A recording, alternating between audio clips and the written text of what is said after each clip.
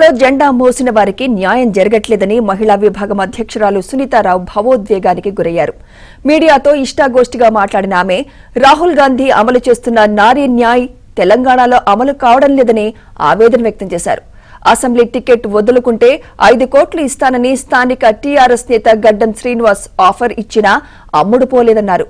ఓడిపోయే గోషామహల్ సీట్ తనకి ఇచ్చారని సునీతారావు చెప్పుకొచ్చారు. బీజేపీ బీఆర్ఎస్ నుంచి కూడా తనకు టికెట్ ఆఫర్ ఉందని వెల్లడించారు. అయినా తాను పార్టీ మారలేదన్నారు.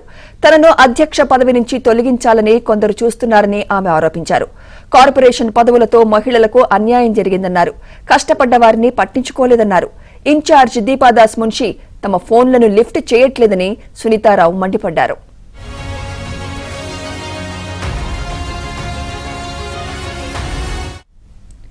ఇదే అంశంపై మరింత సమాచారం మా ప్రతినిధి సిద్ధార్థ్ అందిస్తారు. సిద్ధార్థ్, కాంగ్రెస్ పార్టీలో జెండా మోసిన వారికి న్యాయం జరగట్లేదని మహిళా కాంగ్రెస్ అధ్యక్షురాలుగా ఉన్నటువంటి సునీతారావు ఆవేదనకు గురయ్యారు. కాసేపటి క్రితం గాంధీ భవన్ లో చిట్ చాట్ చేసినటువంటి ఆవిడ పార్టీలో మహిళలకు అన్యాయం జరుగుతుందనే ఆవేదన కూడా వ్యక్తం చేశారు.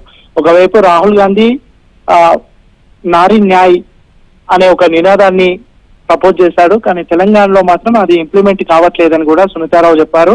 ముఖ్యంగా తనకు జరిగినటువంటి అన్యాయానికి సంబంధించి కూడా ఆమె ఆవేదన వ్యక్తం చేశారు. తాను ప్రస్తుతం మహిళా కాంగ్రెస్ అధ్యక్షురాలుగా ఉంది. తనను అధ్యక్ష పదవి నుంచి తప్పించాలని పలువురు ప్రయత్నం చేస్తున్నట్టు కూడా ఆమె ఆవేదన వ్యక్తం చేశారు. ఇక మొన్న జరిగినటువంటి ఎలక్షన్స్ లో తనకు ఓడిపోయే గోషమహల్ నుంచి టికెట్ ఇచ్చారు. అయినా పార్టీ కోసం తాను పోటీ చేసిన